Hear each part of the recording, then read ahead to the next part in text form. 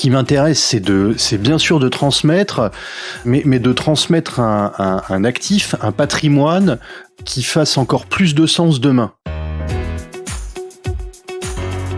Bonjour à toutes et à tous, je suis Alexandre Mars et vous écoutez Ose, le podcast qui vous entraîne dans les coulisses de l'entrepreneuriat. Merci de votre fidélité et d'être de plus en plus nombreux à écouter ce podcast. Comme vous le savez, au fil de chaque épisode, nous allons à la rencontre de celles et ceux qui n'ont pas eu peur de tenter leur chance, de se tromper ou d'échouer. Des femmes et des hommes qui ont accepté de dévoiler ce que vous n'avez jamais entendu ailleurs. Nous allons parler d'ambition, de réussite, d'argent, mais aussi de mission et de sens. J'espère qu'en écoutant ces entrepreneurs, vous oserez à votre tour. Bienvenue dans Ose. Fondé en 1959 au cœur de la Bretagne, le groupe Rocher est avant tout connu pour ses cosmétiques, Yves Rocher. Mais ce que nos auditeurs savent peut-être moins, c'est qu'il est également impliqué dans le secteur de l'embellissement de la maison avec Stan Home ou encore dans celui du textile avec Petit Bateau. Arrivé à 16 ans au sein de l'entreprise suite à un drame familial, mon invité d'aujourd'hui est à sa tête depuis 2010. Depuis, il a réussi à la dynamiser, à la moderniser et à la mondialiser, tout en garantissant son indépendance. Le groupe est aujourd'hui présent dans 110 pays, emploie plus de 18 000 personnes et réalise un chiffre d'affaires de 2,7 milliards d'euros. Bonjour Brice Rocher. Bonjour. Comment toi, tu décrirais le groupe 60 ans après sa création ? C'est un groupe familial. Voilà comment je le décrirais. C'est un groupe familial qui est resté attaché à ses racines et à l'ADN de son fondateur, en fait. Donc qui est ton grand-père ? Qui est mon grand-père, exactement. Et en fait, c'est pas tant le fait d'être dans l'univers des cosmétiques ou du textile avec Petit Bateau qui caractérise le groupe, mais plutôt son ADN et finalement la volonté initiale de son fondateur, donc de mon grand-père, d'en faire un groupe, je dirais citoyen. Je sais pas si c'est le bon terme. Parce qu'au début, donc ton grand-père, quand il crée cette marque, le sujet l'initial, c'était la beauté et les soins par les plantes, et ce qui est très important, à un coût raisonnable. C'était la définition aussi de départ. Dans ce podcast-là, on a souvent des gens qui ont lancé leur entreprise, qui l'ont créée. Et comment tu te considères, toi, tu te vois comme un intrapreneur, un entrepreneur ? Pour toi, un entrepreneur est forcément un fondateur ou pas forcément ? Et je vais te dire, en je fait, sais que c'est beaucoup de questions compliquées. Je me considère plus comme un passeur, en fait, avant tout. Moi, j'ai hérité du groupe, enfin de sa direction en tout cas, et d'une partie de son capital, et il va falloir que je le transmette, ce groupe. Mais donc il y a cette volonté de transmettre.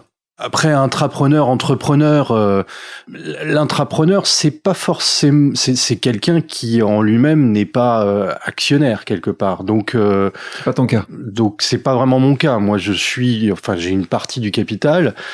Mais si je reviens sur excuse-moi de te couper, mais si je reviens sur ce sujet qui est un sujet important de passeur, pour toi, tu pourrais passer le capital pour que la famille continue à gérer les grandes potentiellement directions ou axes stratégiques. Toi, tu vois déjà ou tu imagines que c'est pas justement un poids très lourd à pas forcément passer, que tes enfants, que vos enfants puissent aussi diriger le groupe ? Non, mais quand tu dis passeur, toi, c'est passeur de capital ou passeur aussi dans la direction ? Non, c'est d'abord avant tout passeur de capital. Parce que après, moi, chacun est libre de faire ce qu'il veut, et mes enfants, ils feront ce qu'ils voudront, et les enfants bon, c'est pas ce que t'as fait toi. Non, pas forcément. D'abord, on verra qui voudra prendre la relève d'un point de vue managérial, si j'ose dire. Mais pour moi, les actionnaires, et a fortiori dans un groupe familial, ils sont là pour garantir un socle de valeurs, l'ADN du groupe, etc. Donc, c'est d'abord et avant tout le rôle de la famille. Après, s'il y en a qui veulent s'engager de manière opérationnelle, bah oui, pourquoi pas. Mais bon, d'abord, c'est trop tôt pour le dire, surtout vis-à-vis de mes enfants. Mon aîné a 7 ans, donc on va attendre un peu. Pas trop de pression. Non, mais moi, ce qui m'intéresse, c'est bien sûr de transmettre. Et puis, mais de transmettre un actif, un patrimoine qui fasse encore plus de sens demain, concrètement. En fait, ce qu'il faudrait, c'est que ceux à qui je vais transmettre, ils aient la même chance que la mienne. Moi, j'ai hérité finalement. En fait, j'aurais pu hériter d'un groupe de tabac, quoi, par exemple. Tiens, on a eu la conversation il n'y a pas si longtemps. Mais j'ai eu la chance d'hériter finalement d'un groupe qui est dans l'air du temps. Ça veut pas dire qu'il n'y a pas des défis à adresser, il y en aura toujours, mais mon rôle à moi, c'est de transmettre quelque chose qui soit aussi percutant que ce que j'ai reçu. Donc ça veut dire que j'ai pas mal de boulot derrière. Ouais, mais si tu prends ce que tu as reçu, il y a vraiment un avant et un après Brice Rocher. Prenons l'exemple de l'internationalisation. Oui.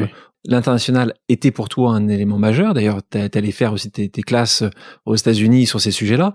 Aujourd'hui, vous êtes dans quoi? Plus de 100 pays, hein, tu m'arrêtes si je me trompe. Ça va de la Mongolie à la France, du Canada et bien d'autres. Quand tu as pris la tête de ce groupe-là, qui était un groupe qui était encore assez français et européen, est-ce qu'il était vraiment difficile de faire ce changement-là? Est-ce qu'il y a des mentalités à faire évoluer pour que tu puisses déployer comme ça justement ton... Oui, mais au niveau européen ou mondial. Forcément, parce que vu que mon job c'est de transmettre un actif qui soit encore plus percutant demain, la question de la pérennité de l'actif, elle se pose dès le départ. Le monde évoluant, il faut le transformer. Il faut l'actif, il faut le faire évoluer lui-même. Ce qui permet de faire évoluer les choses, c'est de sortir de sa zone de confort.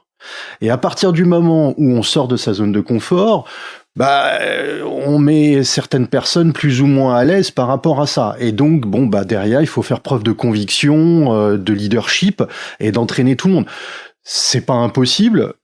C'est jamais un blanc-seing, quoi. C'est certainement surtout dans une économie, on va dire, dans une industrie où on fait pas forcément confiance aux personnes qui ont pas de cheveux blancs. Alors, les auditeurs qui ne te voient pas, tu en as quelques-uns maintenant, depuis pas longtemps. Mais quand tu prends la tête de ce groupe, t'es tout jeune. Ouais. Et tu donnes une direction. Donc là aussi, ça peut être des réticences qui disent, mais est-ce qu'il a l'expérience?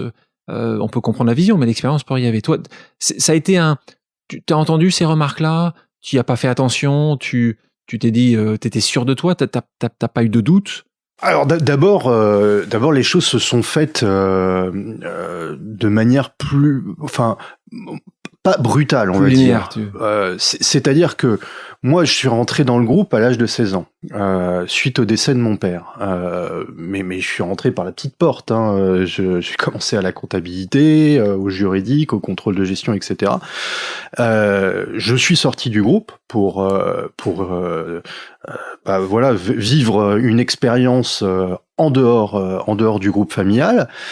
Et puis après, j'y suis revenu, mais avec une équipe dirigeante. Et au départ, il y avait un triumvirat. Ensuite, il y a eu un duo. T'avais quel âge quand t'es revenu?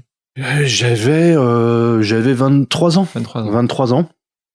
Et c'est très très jeune. Oui, mais j'étais pas tout seul. J'étais pas tout seul, avec une équipe dirigeante, etc. Mon grand-père était président, il était président directeur général, et il avait nommé des directeurs généraux délégués. On était 3 au départ, ensuite 2. En 2003, je suis revenu dans le groupe en tant que vice-président du conseil d'administration. En 2006, il m'a nommé directeur général. Et en 2009, suite à son décès, je prends la présidence. Mais tout ça s'est fait sur une période de temps assez longue.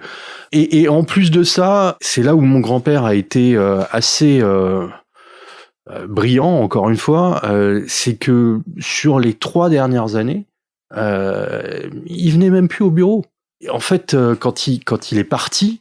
Il est parti. Pour un certain nombre de collaborateurs, c'était presque indolore, puisque certains ne l'avaient pas connu.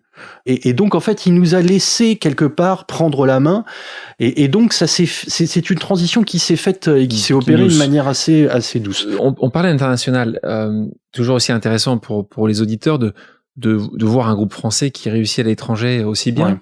Ouais. Est-ce qu'il y a un marché qui a été plus compliqué à conquérir? Est-ce qu'il y a un endroit où la lutte a été considérable ou est encore considérable? Qu'est-ce que tu peux nous dire sur cette partie internationale? Les États-Unis, ça a été un sacerdoce pendant... je pense qu'on a dû se frotter sur ce marché dans les années 80 et on a transformé l'essai il y a 3 ans. et est-ce que tu sais pourquoi tu l'as transformé l'essai? Est-ce que la manière de la vente que tu as commencé à faire différemment, le message, pourquoi?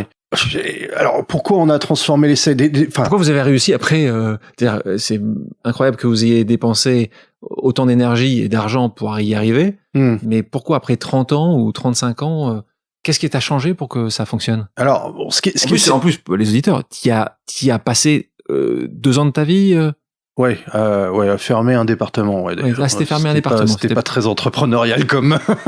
Bon, oublions. Mais non, ça a été très compliqué pendant des années.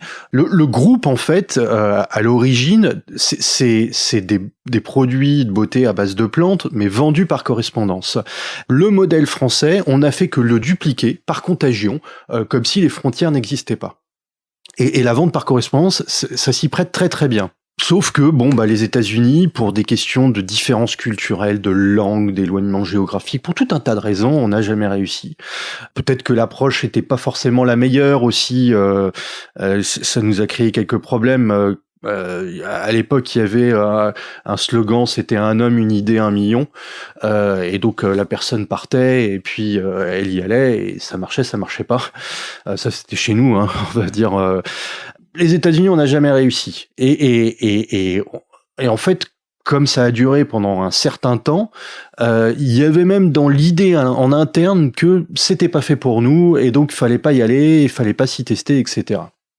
Il se trouve que c'est un groupe, le groupe Rocher, qui a toujours su pivoter. Dès qu'on s'est retrouvé en face d'un mur, on a toujours été en capacité de pivoter, de surmonter l'obstacle ou de le contourner.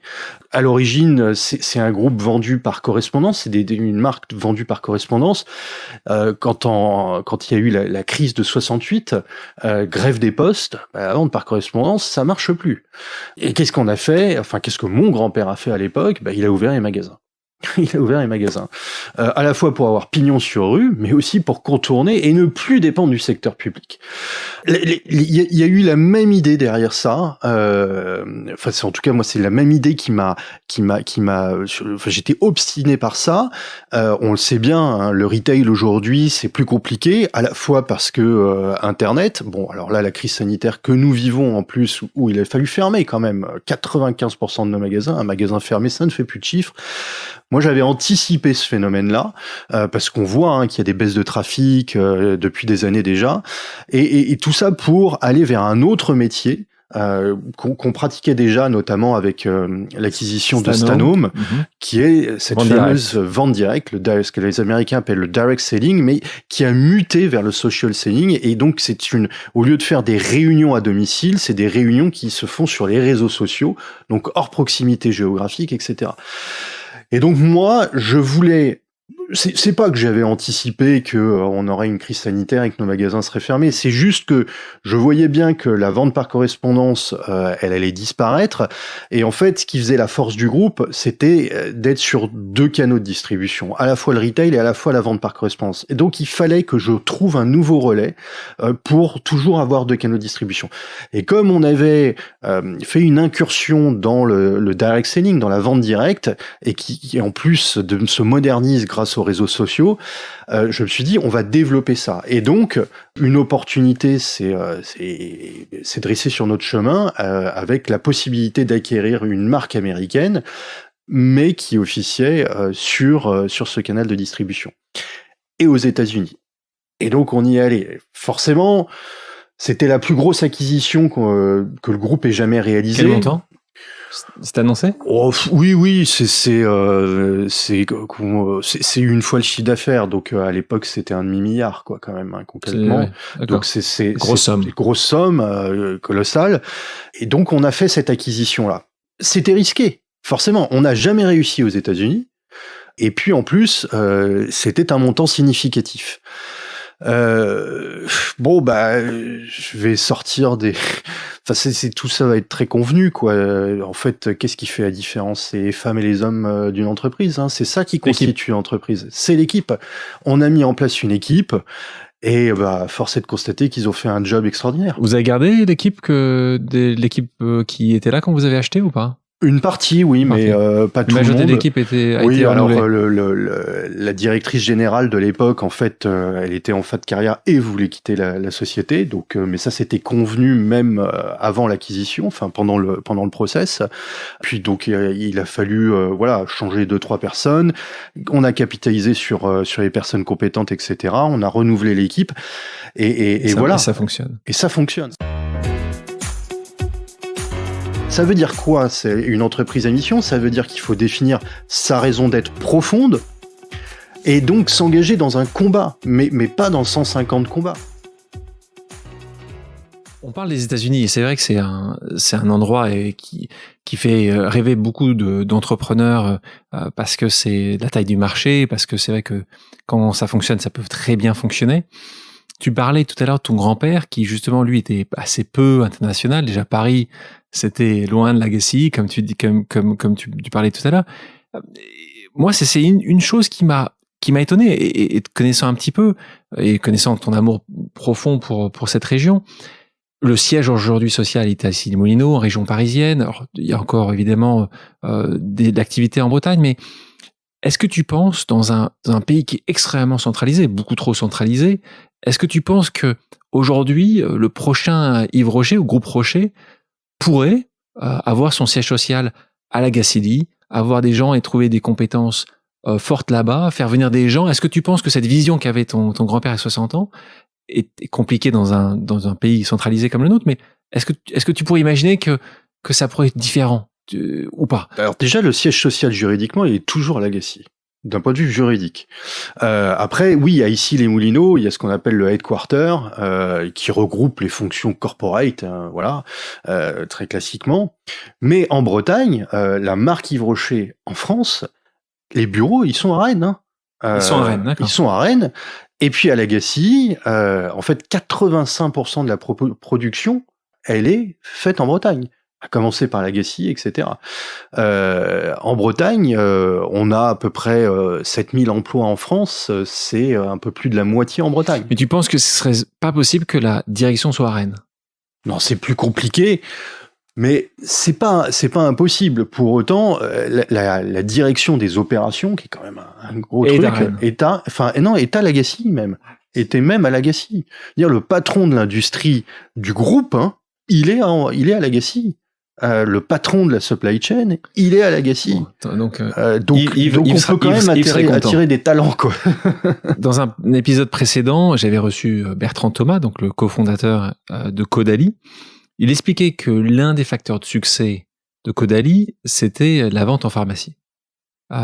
Justement, donc toi, le truc en plus, le facteur de succès pour toi d'Yves Rocher, donc c'est l'humain, c'est ses racines, c'est ses valeurs. Si tu devais en citer un? C'est la vente directe? C'est une combinaison. Pour moi, il y a 3 trucs qui sont puissants et dans l'air du temps. C'est le fait d'être un groupe familial. Et on sait que les familles, elles sont attachées au territoire d'origine, etc. Et ça, le citoyen le reconnaît. Le deuxième, c'est évidemment la beauté par les plantes. C'est le fait d'être un groupe qui soit engagé en faveur de la planète. Bon, là aussi, ça résonne avec l'actualité. Et le troisième, c'est l'humain, bien évidemment. C'est un groupe qui a toujours voulu avoir une relation directe et privilégiée avec sa cliente finale. Et ça fait la différence. Ça fait la différence. C'est pour ça que le social selling, la vente directe, ça fonctionne. Parce que c'est 10 fois plus puissant qu'un algorithme qui va conseiller telle ou telle chose. Je sais pas, là on boit de l'eau, je sais pas ce que c'est, mais si je te recommande demain de boire de l'eau de Montroucous, parce que c'est l'eau la moins minéralisée dans le monde, et que elle est fortement recommandée pour les nouveau-nés et les seniors, donc a priori ça doit pas être mauvais pour nous. Si c'est moi qui te le dis, c'est 10 fois plus puissant parce qu'on a déjà une relation établie que si tu lis ça dans un magazine. Surtout si je sais que vous n'êtes pas actionnaire. Surtout si en plus on n'est pas actionnaire. Ce qui est le cas de nos consultantes indépendantes en vente directe. Ce qui est important de préciser. On parlait du marché du cosmétique qui est extrêmement concurrentiel. Tu as des marques qui se créent chaque jour. Une question pour toi, quand tu vois une marque de cosmétique comme celle de Kylie Jenner qui l'a fait devenir un milliardaire, qui elle revend une partie, je crois que c'était à Estée Lauder, à Coty. À Coty. Qu'est-ce que t'en penses, toi? Ça te penser quoi? Ça te fait rien? Ça te fait quelque chose? Tu te dis on est dans un drôle de monde? Ouais, je me dis on est dans un drôle de monde. Je me dis on est dans un drôle de monde. Pour deux raisons. D'abord, je pense qu'il y a un déficit d'authenticité derrière ce type de marque. Et ça répond à un besoin de ces jeunes filles qui voient en cette jeune fille, une jeune femme, un modèle.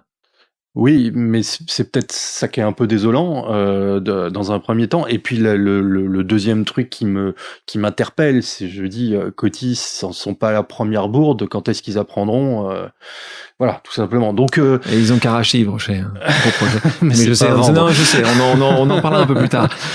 Quand L'Oréal fait polémique, quand elle décide de enlever de leurs produits de beauté tout ce qui peut avoir blanc. Alors, c'était particulier en Asie, tout ce qui est whitening, par le contexte du mouvement Black Lives Matter. Qu'est-ce que tu en penses, toi, en tant que citoyen? Pas en tant que patron, en tant que citoyen. En tant que citoyen, je trouve qu'on mélange tout. Je veux dire, la cause Black Lives Matter, elle est valide, bien évidemment. Mais je vois pas en quoi dire d'un produit qu'il est blanchissant. Si c'est sa fonction, je vois pas en quoi enlever le mot. Enfin, ça a plus de sens, quoi. Je veux dire, à un moment donné, on est en train de se contraindre beaucoup trop. C'est le politiquement correct. Ouais, mais du coup, il y a un déficit d'authenticité pour moi. Moi, j'ai une conviction très forte, c'est que je pense que toutes les entreprises dans le monde devraient s'engager pour devenir une forme d'entreprise à mission. Mais une entreprise à mission, pour moi, ça ne veut pas dire être de tous les combats. Parce qu'une entreprise à mission, pour moi, c'est une entreprise qui va chercher à conjuguer à la fois de la performance économique et la prise en compte du bien commun.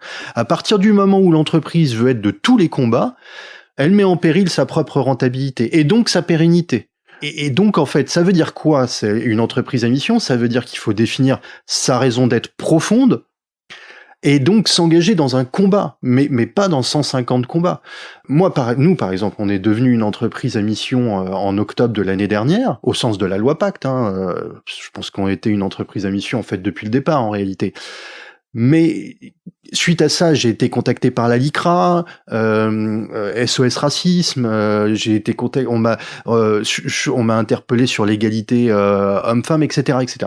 Je dis pas que ces combats sont pas valides. De combats. Je dis juste que c'est pas notre combat. Ils sont tous valides, les combats, mais c'est pas notre combat principal. Donc, bien évidemment que moi je fais attention à cela, etc. Mais c'est pas le combat sur lequel on va être le plus engagé. Nous, on va être engagé dans notre propre combat. Que tu définis comment? Reconnecter les femmes et les hommes à la nature. Et c'est fondamental pour nous, ce combat-là. À nouveau, pourquoi? Parce que c'est racinaire, c'est l'authenticité de la marque, etc. Ça vient de mon grand-père, en fait, ce combat. C'est-à-dire que mon grand-père, je le disais précédemment, il a toujours eu des problèmes de santé très graves, mon grand-père. Il a toujours été en déficit, à tel point que ses parents ont été obligés de lui faire l'école à la maison. Et du coup, il y avait une proximité très très forte entre lui et son père.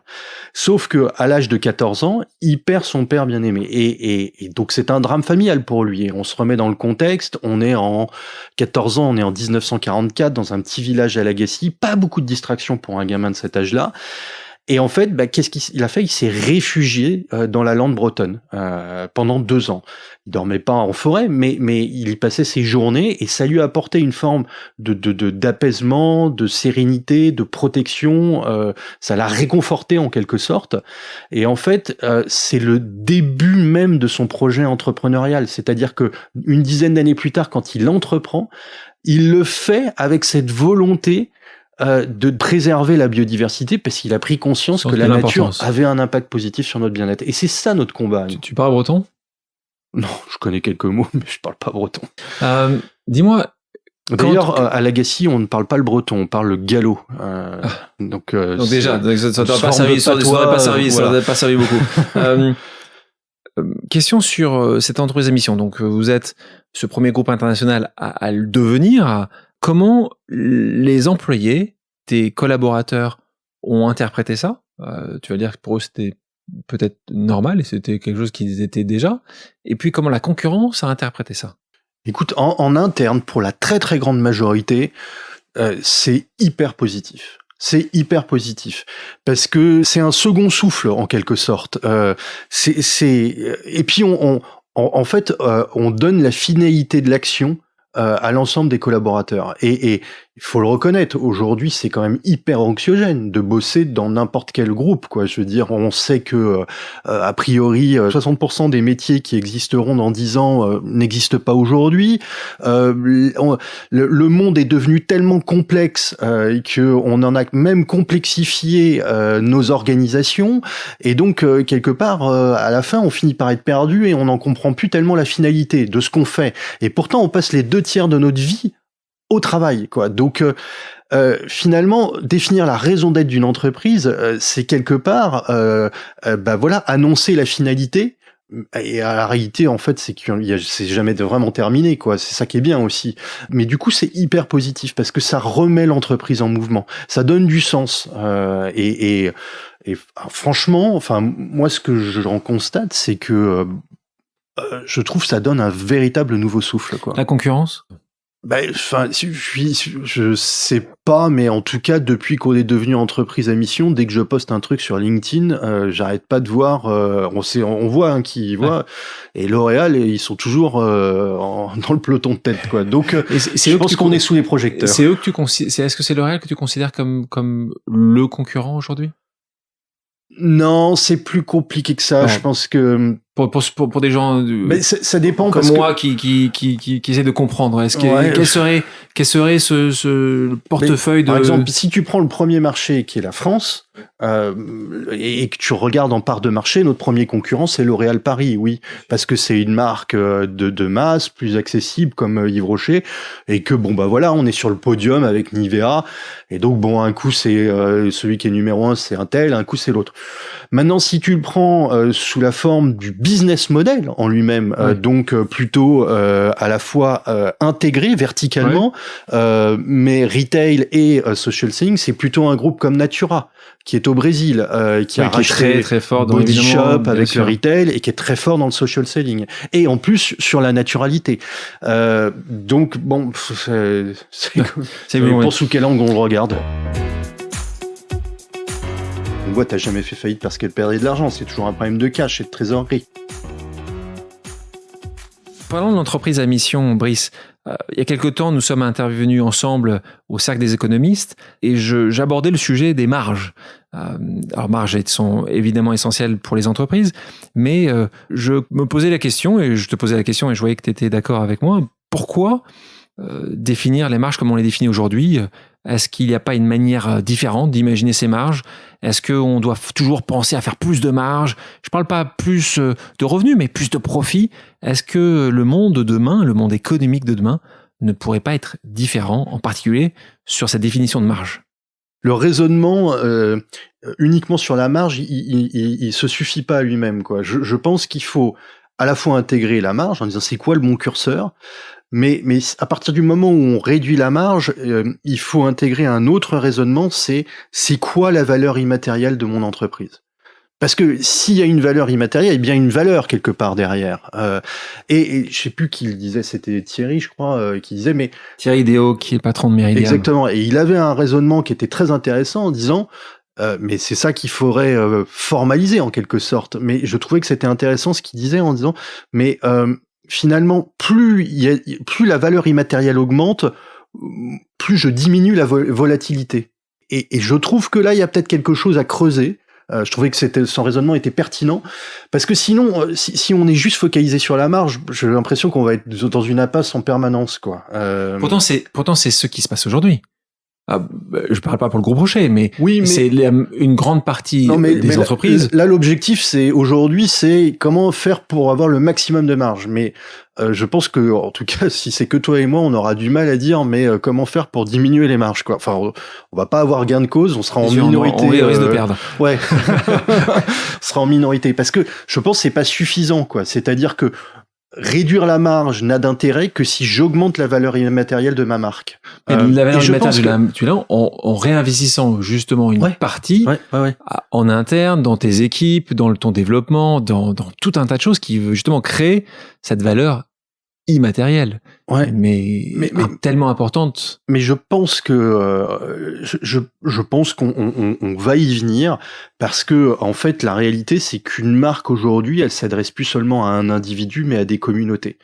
Et force est de constater que il y a une forme de conscientisation, certes lente, mais qui est bien réelle aujourd'hui, et en plus qui se propage de manière très forte, puisque ces communautés, elles ont la capacité à se former hors proximité géographique. Donc il y a de plus en plus de communautés, et à la fin du fin, je veux dire, une marque, elle ne vole que si elle a des clients, et les clients, c'est, on avait parlé la dernière fois, c'est des citoyens. Et c'est même toi qui le disais très justement. Ah, merci. Je te le piquerai d'ailleurs. Ah, vas-y. Fais-toi plaisir. Finalement, le client, il vote, non pas avec un bulletin de vote, mais avec sa carte bancaire. Donc, justement, voilà. tu penses que toi, ce qui n'était pas le cas il y a 10 ou 20 ans, tu penses que demain, les entreprises qui ne prennent pas ça très au sérieux, que ce soit une entreprise à mission, même sans aller jusqu'à là, de faire attention, de faire différemment, tu penses qu'elles survivront? Non, c'est clair que pour moi, alors c'est juste le temps que j'ai du mal à définir, quoi. Mais pour moi, à terme, les entreprises qui ne vont pas vers l'entreprise à mission, enfin le concept d'entreprise. Ah oui. Ah oui.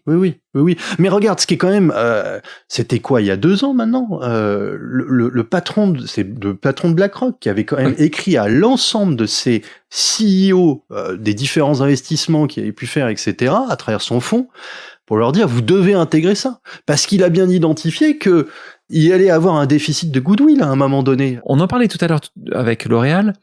Tu n'as jamais regardé une offre, parce qu'une histoire, on va pas en parler là, il y a eu une participation importante du groupe Sanofi, qui était actionnaire de L'Oréal. Ça vous a vacciné totalement dans la capacité d'avoir des actionnaires extérieurs. Est-ce que c'est quelque chose que tu as pu regarder? Est-ce qu'il y a parce que les Estée Lauder et autres, ou les Avon, je suis persuadé qu'il y en a. Ils sont nombreux, ceux qui ont dû tourner autour de vous. Pas une seule fois vous avez regardé? Non, on n'est pas vendeur. Non, mais la plupart des gens disent toujours ça. Mais vous, c'est. Alors, en fait, on n'est pas vendeur. C'est faux d'ailleurs, parce que mon grand-père, il a vendu son entreprise dans les années 70. Mais pourquoi? Parce qu'il avait des problèmes de santé. Oui, je l'ai dit précédemment.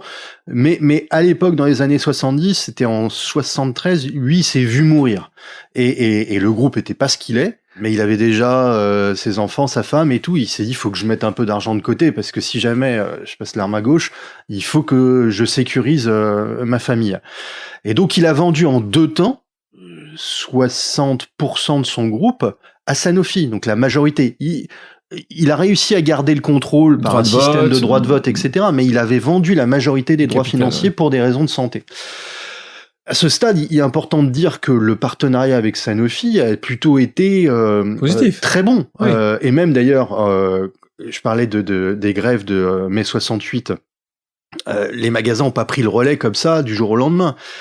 C'est Sanofi qui nous a sorti de l'impasse d'un point de vue financier. Une boîte a jamais fait faillite parce qu'elle perdait de l'argent. C'est toujours un problème de cash et de trésorerie. Et Sanofi était là à ce moment-là.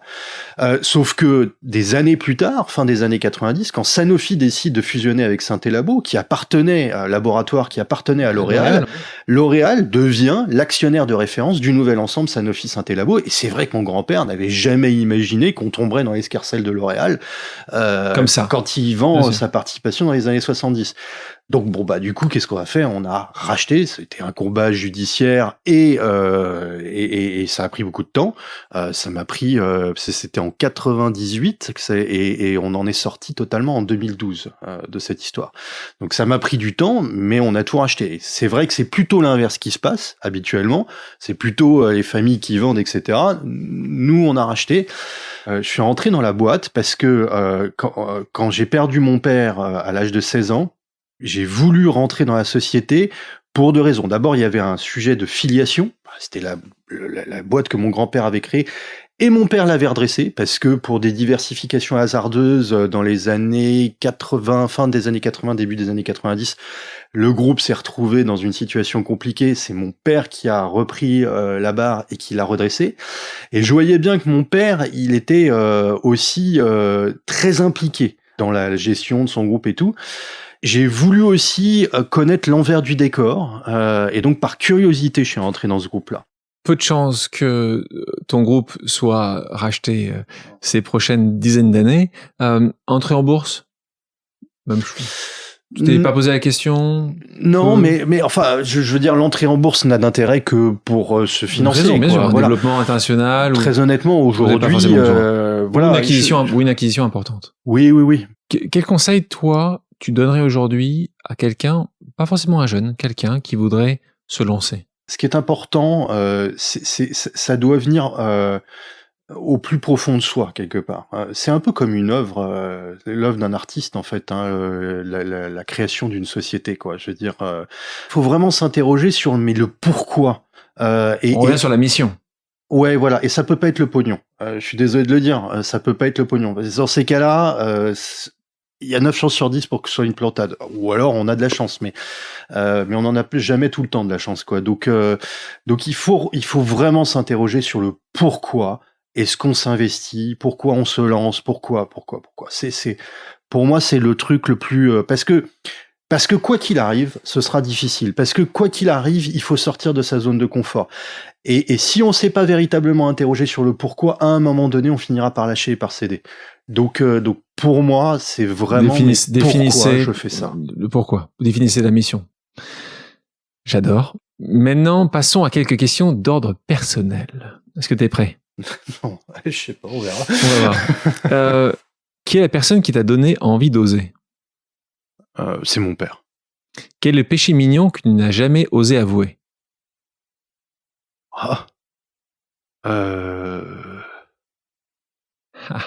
Je ne crois pas être un bon musicien. Pourtant, j'adore la musique. Et j'adore la musique. Quel est ton instrument? Guitare, piano. Ouais. Quelle est la bêtise d'enfance que tu n'as jamais osé avouer? La bêtise d'enfance que j'ai jamais osé avouer. T'as jamais fait. T'as été un enfant parfait qui faisait pas de bêtises ou qui te faisait prendre à chaque fois. Oui, je pense que j'ai dû me faire prendre à chaque fois, moi. Quel est le concurrent à qui tu n'oseras pas dire qu'il te fait peur? Qui je n'oserais pas dire qu'il me fait peur. À qui tu n'oseras pas dire qu'il te fait peur? Très honnêtement, dans le domaine des concurrents, on en parlait. L'Oréal, c'est quand même c'est le numéro 1 mondial de la cosmétique, c'est pas pour rien. Quelle chose tu n'oserais jamais faire pour réussir? Ça c'est très très simple. Trahir mes valeurs. Je suis un homme de principe, moi. Qui est la personnalité que tu admires et à qui tu n'oserais pas parler? Pas timide. Non, ouais, Tiré. Ouais, je dirais. Quel échec tu n'as jamais osé avouer? Je suis pas vraiment un homme de diplôme. J'ai même pas mon permis de conduire. C'est un échec, ça peut être vu comme un échec. Qui est la personne à qui tu n'as jamais osé dire je t'aime? Je dis pas assez souvent à ma femme, ça c'est sûr. Qu'as-tu envie d'oser demain? Devenir une entreprise à mission, ça revient à transformer l'entreprise de fond en comble. Donc ça impose une forme de rigueur et de détermination qui doit se travailler dans le temps, et c'est pas 6 mois de boulot, quoi. Et un quiz pour terminer, ça sera plus simple. 2 choix de réponse qui sont oui ou non. Est-ce que tu oserais dire une vérité qui blesse? Oui. Est-ce que tu oserais dire à quelqu'un que son idée est nulle? Je suis pas sûr qu'une idée soit nulle. Pertinente à un moment donné. Elle peut être améliorée, c'est ça que tu veux dire. Ouais, mais oui, alors faut vraiment qu'elle soit nulle. Hein. D'accord. Si c'est vraiment très nul. Ouais. Est-ce que tu oserais séduire pour parvenir à tes fins? Je suis pas un séducteur. Est-ce que tu oserais avouer un échec? Oui. Est-ce que tu oserais te lancer dans la politique? Je crois que ça se passerait pas bien du tout. Tu veux en dire un peu plus? Non. Non, c'est pas fait pour moi, ça. Est-ce que tu oserais t'approprier une parole qui n'est pas la tienne? Oui, je l'ai déjà fait. Est-ce que tu oserais aller vivre sur une île déserte avec ta femme et tes enfants pour 1 année. Tu sais, maintenant, avec le télétravail... La Corse, Brice, n'est pas une île déserte. Non, c'est pas une île déserte, je te le confirme. Est-ce que tu oserais participer à l'émission Touche pas à mon poste de Cyril Hanouna? Non. Est-ce que tu oserais tout recommencer à zéro? Tout recommencer à zéro? À la fin de ma vie, ouais. Brice, merci d'avoir accepté mon invitation. Avec plaisir. Merci à toutes et à tous de votre fidélité et d'avoir écouté ce nouvel épisode de Ose. J'espère que l'émission vous a plu, inspiré et surtout donné envie d'oser. Si c'est le cas, je compte vraiment sur vous pour en parler autour de vous. Notez 5 étoiles et laissez un commentaire sur les plateformes d'écoute. Si vous avez des questions que vous aimeriez aborder avec moi ou mes invités, ou si vous avez tout simplement envie de suggérer des personnes que vous aimeriez entendre dans ce podcast, contactez-moi sur LinkedIn. Il suffit de taper mon nom, Alexandre Mars, ou envoyer un email sur podcastose@gmail.com. Enfin, si vous aimez les histoires uniques, retrouvez-moi aussi dans mon autre podcast, Contre toute attente, où mes invités ont aussi osé à leur manière et nous racontent comment ils ont réussi à déjouer les statistiques et à réussir.